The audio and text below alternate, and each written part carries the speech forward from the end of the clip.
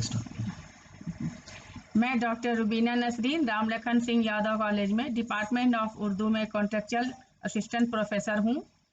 मैं आज सेमेस्टर 6 का C14 लसानियात पेपर से यूनिट 1 का ज़बान की तारीफ़ व इर्तिक़ा और इरादी तश्कील पर एक मुख्तसर लेक्चर पेश कर रही हूँ। ज़बान की तारीफ़। माहिर लसानियात हेनरी स्वीट के बकौल तकल्लुम के सबब जो आवाज़ें निकलती हैं और जिनसे ख़यालात की तर्जुमानी होती है वही ज़बान है। तकल्लुम के माने है बातचीत करना या कलाम करना। तो प्रोफेसर ज्ञानचंद जैन लिखते हैं, ज़बान चंद ऐसी मखसूस आवाज़ों का एक मजमुआ होती है जो सौती आज़ा के अमल से वजूद में आते हैं। इन आवाज़ों से अल्फाज बनते हैं। अल्फाज जब मखसूस तरकीबों में आते हैं तो जुमले वजूद में आते हैं। इस तरह आवाज़ से लेकर जुमले तक एक निज़ाम होता है। एक लफ्ज़ गुलाब है, ये 5 आवाज़ों से मिलकर बना है। गा प्लस अलिफ प्लस लाम प्लस अलिफ प्लस बे। इन 5 आवाज़ों की एक ख़ास तरतीब से एक ख़ास माने के लिए लफ्ज़ तश्कील पाया है। डॉक्टर इक़्तिदार हुसैन खान लिखते हैं कि लसानियात की रौ से ज़बान की तारीफ़ इस तरह की जाती है, ज़बान एक ऐसे खुद इख्तियारी और रवायती सौती अलामतों के निज़ाम को कहते हैं जिसे इंसान अपने सौती के माने आवाज़ होती है। सौत के माने आवाज़ होता है। सौती अलामतों के निज़ाम को कहते हैं जिसे इंसान अपने समाज में इजहार ख़यालात के लिए इस्तेमाल करता है। उन्होंने इसकी तशरीह यूँ की है कि ज़बान दरअसल आवाज़ों या अस्वात का मजमुआ और तरतीब है। यहाँ सौती से मुराद आवाज़ों से है जो इंसान अपने आज़ाए तकल्लुम से पैदा करता है।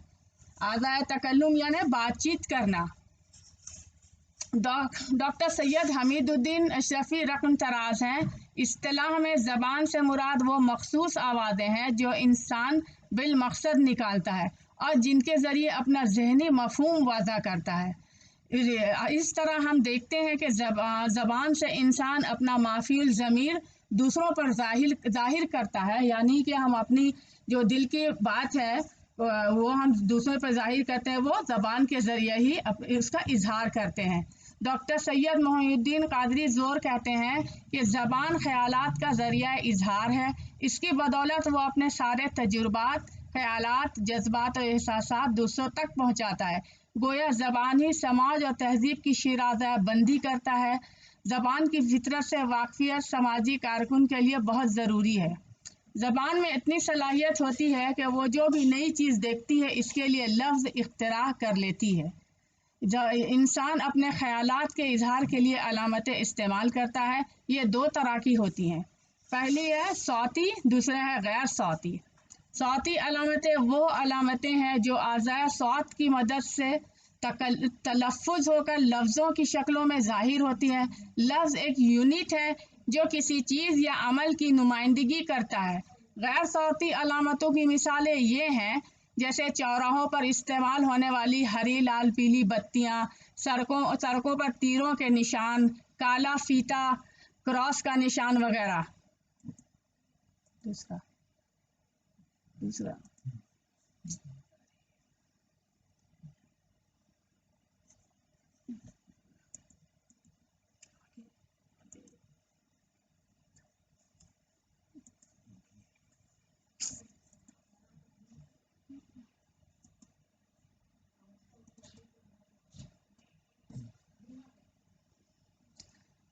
मेआरी ज़बान। ज़बान बोलियों के मजमूए का नाम है। ज़बान में बुनियादी इकाइयाँ यानी यूनिट्स आवाज़ें हैं। आवाज़ों और इनके मानों में कोई फितरी ताल्लुक़ या मंतकी ताल्लुक़ नहीं होता। इसलिए सब ज़बानें अलग-अलग होती हैं, यानी अलग अलग होती हैं। ये ताल्लुक़ अगर फितरी या मुंतकी होता तो दुनिया की तमाम ज़बानों में कोई फ़र्क ना होता, बल्कि एक जैसी होती। ज़बान का इस्तेमाल सिर्फ सौती अलामत के लिए ही मखसूस कर लिया गया है। मेआरी ज़बान।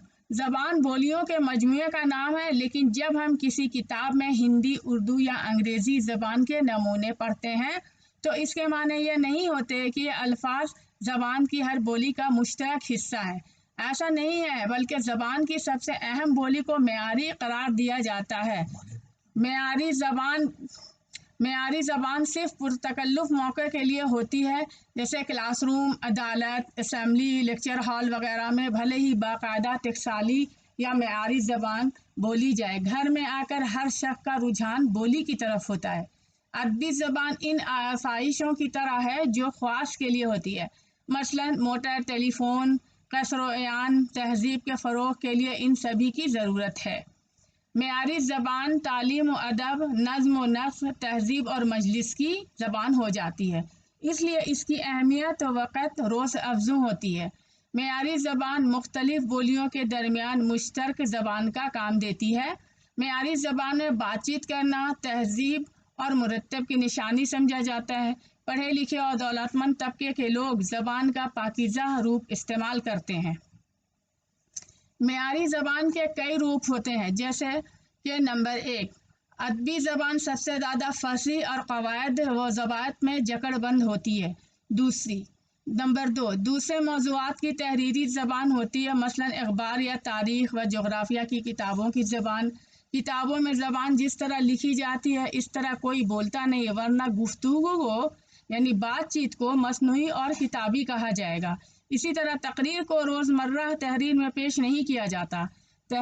بولنے میں جلدی کی خاطر لفظوں کے تلفظ کو کچھ نہ کچھ مختصر اور مسلسل کیے بغیر چارہ نہیں۔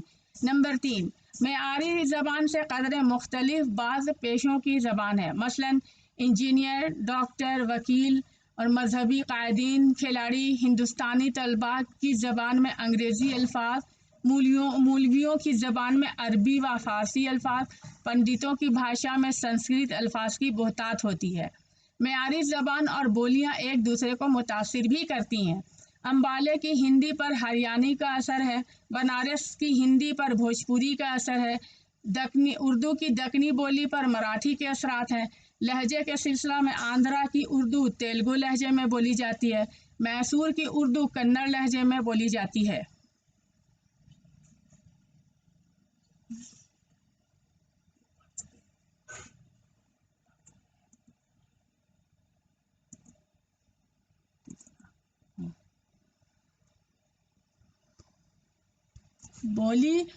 بولی محض ایک بولی تھی۔ شاہ جہاں نے جب دارالسلطنت دلی کو منتقل کر دیا تو کھڑی بولی معیاری زبان ہو گئی، اب برج بھاشا محض ایک بولی ہو کر رہ گئی۔ نمبر 2، کبھی کبھار ایسا بھی ہوتا ہے کہ زبان زوال پذیر ہو کر محض بولی رہ جاتی ہے، جیسے برج اور اودھی کو عہد وسطیٰ میں زبان کا درجہ حاصل تھا، اب وہ ہندی کی بولیاں ہو کر رہ گئی ہیں۔ میتھلی اور راجستھانی کو بھی ہندی والے بولی قرار دینا چاہتے ہیں، کون جانے کہ آئندہ زمانے میں پنجابی بھی ہندی کی بولی بن کر رہ جائے۔